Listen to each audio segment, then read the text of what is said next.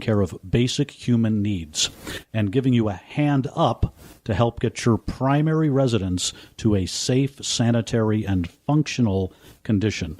Basic human needs, not building it back exactly the way it was. So emergency funding to put you in a safe living environment as quickly as possible is the intention of the program. So that would be the grant money that would take care of you in that short-term emergency situation. I'm put out of my house. I need a place to go, or I need funding for a place to go for a short amount of time. And now everything is settled and it's time to move back into my home, but I need some major repairs and either my insurance is inadequate or otherwise. So the insurance, your primary homeowner's insurance, is your first line of defense. But in the event that that's inadequate, then we can turn to the SBA and get some assistance there that will enable us to rebuild. So FEMA's grant money, short-term emergency, SBA money, more of the long-term get your life back in order. Absolutely, especially if you have substantial damage to your home or to your business, or if you've lost everything where you're renting, then and you don't have adequate insurance, then SBA is the alternative for you to pursue to get you back where you were before. And in addition, SBA also offers mitigation for businesses, homeowners, and nonprofits. And mitigation allows you to protect your property in the event that you're flooded again, or if you can't protect it from a disaster, it'll help you do it the best that you can. You know, in some cases, you just can't escape a disaster, but it'll put you back up to a level where mitigation it'll lessen the damage. I think one thing that we need to bring up right now is a lot of people think FEMA is waiting right outside your door. So the second the hurricane has passed or the fires or whatever, they're going to be there to hand you money. But it takes them time to come in sometimes. The roads are blocked or bridges are down.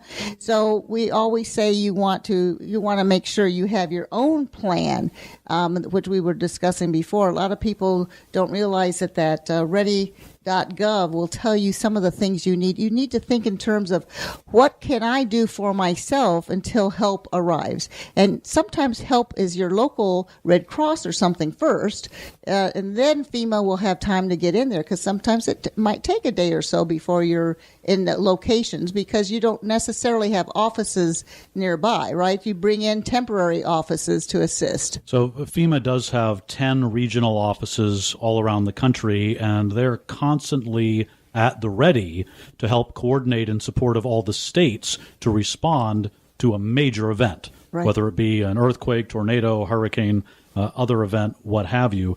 They're a large coordinating agency, so they can coordinate all across the federal government, along with state emergency management, along with county emergency managers.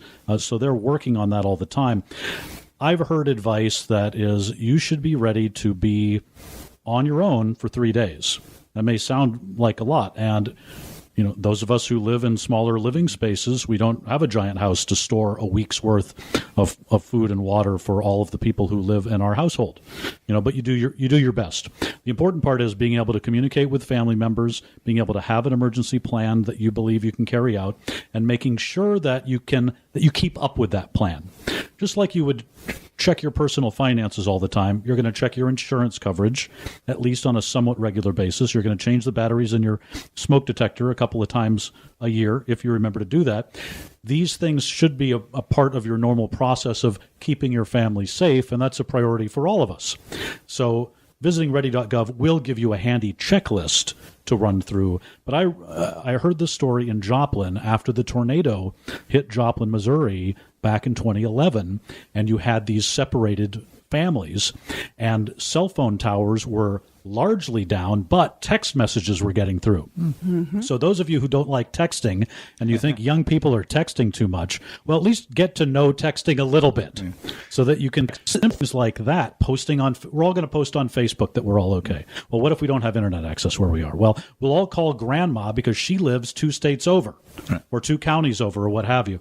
And so if you think about those simple things, just not being considered missing and knowing how to get in touch with your other family members is really reassuring to people. And then you move on to, well, how are we going to get food? How are we going to get water? FEMA can stage, and we did, in anticipation of Hurricane Matthew, a lot of food and water at military facilities nearby. So if the states requested those supplies, they could be brought in. Meals, water, cots, blankets, things like that. Luckily, in Florida, it was not a direct hit, so a lot of the stores were able to reopen very quickly.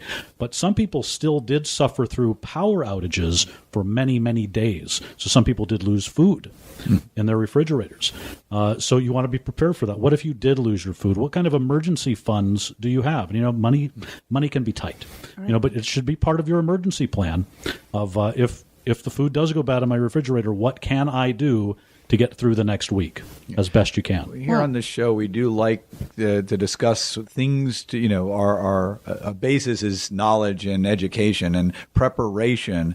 We're talking about residential real estate and preparing to purchase a home and being ready for that, or preparing for your financing. But this is substantially more important than that. This is preparing for disasters. And while nobody wants to think about them, I've lived through Andrew and the 4 hurricanes that hit here in 04, and a variety of other disasters, and there's nothing like being prepared. And when you're not, and my first experience was Andrew, when we were without power for 4 days, and I lived on a well, so that meant we were without water for 4 days, and you learn a lot. And I recommend, I was unaware of ready.gov, so thank you for that, and I recommend everybody check that out and be ready for these things, because unfortunately disasters happen, and when they strike, thankfully we have organizations like FEMA to help out and the SBA to help out. But as you had said, Jean, you need to be prepared for yourself first. FEMA is going to come in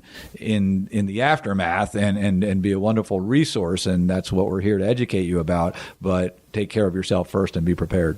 I saw on one of your press releases, I believe, John Mills with FEMA, it was talking about what you need to ask for contractors and roof repairs and so forth. Do you actually get involved with that if somebody needs their roof repaired, that you have a list of people who are FEMA approved or something like that? No, there's not a FEMA endorsement of any particular contractor, but you want to listen really to your local officials, and the laws can vary by state. I saw a sign in Daytona Beach right after the storm when I was going to view some of the damage there, and it said, if you're an unlicensed contractor, you are breaking the law operating here. State law. Mm-hmm. So you want to, wherever you live, check with your local state. And there are a lot of times will be recommendations. And another good place to go, just off the top of my head, is the Better Business Bureau. Right. So you can check out companies, but you want to, there's some tips like don't pay all the cash in advance. Mm-hmm. Right. Maybe you want to use somebody who's in town. But know that in a big storm, you'll have people coming from around the country saying, hey, I'll get your roof repaired, cheapest deal in town. Right. He might just take the money and leave town.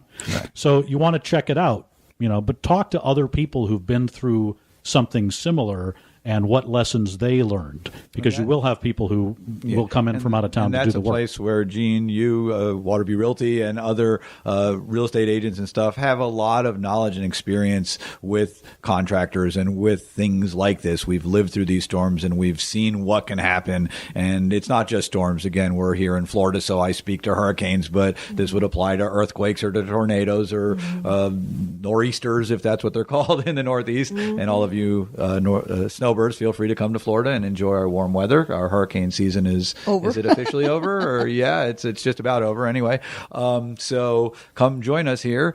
But Doris, I wanted to turn back to you for a minute, because one of the things I want to just be clear on, that on these SBA loans, it's partially for physical damage. So you have some damage to your property and you can't, and your insurance may not cover it or whatnot. But I also understand there's money available for economic injury, meaning loss of income. And can you help explain that a little bit? Sure. The SBA offers a loan that's geared toward working capital. It's called the Economic Injury Loan. And what that loan does, you can borrow up to $2 million. That's independent of the other business loan that SBA offers, which is for physical damage done to real estate or loss of machinery or equipment, inventory, services, whatever your business is. But with the economic injury loan, that allows businesses to be able to put money back in. If they have been closed or if they were shut down, if they lost, for example, I spoke with someone, a business owner who had an ice cream shop, and the loss of power. So they didn't have any power. So about $10,000 worth of ice cream was basically lost. Became ice water. And and they were shut down for a while. So not only would SBA come in with their business loan to help take care of the physical damage done to the property, because they also suffered physical damage, as well as inventory, which was the ice cream. But because they were shut down for a period of time, they lost revenue and money, which is where the economic injury loan comes in. What about employee wages? Is there either a grant money or SBA loan that would pay employees while they're out of work in case the building was destroyed? No, SBA only covers disaster loans where it affects physical damage, loss of personal property, machinery and equipment, or working capital. I want to make two comments on that. One, I do want to get a quick plug in for the Florida Hardest Hit program. We've talked about it on prior shows, and there is a free workshop coming up Friday, December 2nd at the Goodwill Industries of Central Florida here in West Melbourne, Florida, and you can go to goodwillcfl.org for more information. And that workshop is going to be talking about the Florida Hardest Hit Fund, which is mortgage payment assistance for unemployed or underemployed homeowners. And you can go to laclaw.com. There is a link to the Florida Hardest Hit Fund to learn more information. And the reason I bring that up, Jean, is because there may be assistance available for those who might have short-term unemployment due to the disaster. So they're unable to work because of this disaster, and there is funding available for that. But that's not through SBA or through the fund.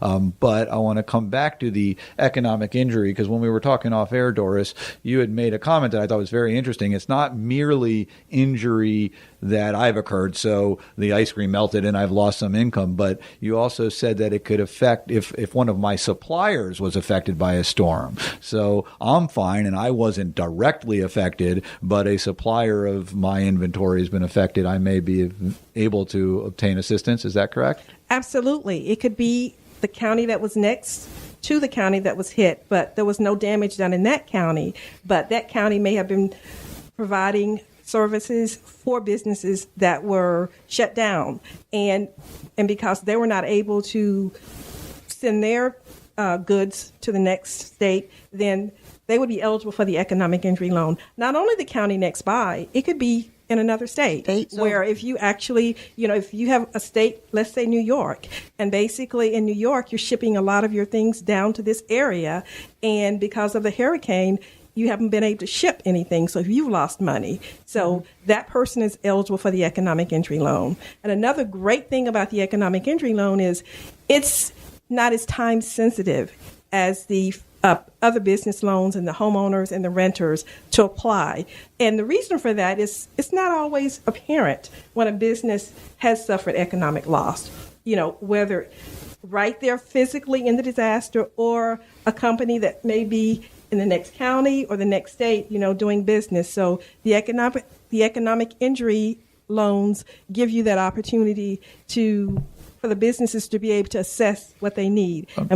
Great. Thank you. I didn't mean to cut you off, but we are getting close on time, and I want to make sure people know how to find this information. So where would they go for the SBA information if they're looking? Oh, okay. We have a 1-800 number. It's 1-800-659-2955. That is SBA's customer service number. Our hours are from 8 to 8:30 in the evening, so we have great customer service representatives. Also, the website. We have the website is www.sbadisaster.gov. Okay. And John Mills with the FEMA, would you give us your information as well? Sure. So you can download the FEMA app at any of the app stores, okay? It's got all the information that's on ready.gov. Hundreds of thousands of people have downloaded the FEMA app already in 2016. So consider doing that. You can go to ready.gov as well. That also has preparedness information, and you can read about FEMA at FEMA.gov. That is great, and we'll post this on our website as well at yourhometownsolutions.com. Thank you so much for joining us today. That's John Mills with FEMA and Doris Evans with the SBA. And again, ready yourself for any kind of disaster coming up. You can get all that information at ready.gov. And we thank you for joining us today, learning all about how to protect yourself during and after a disaster.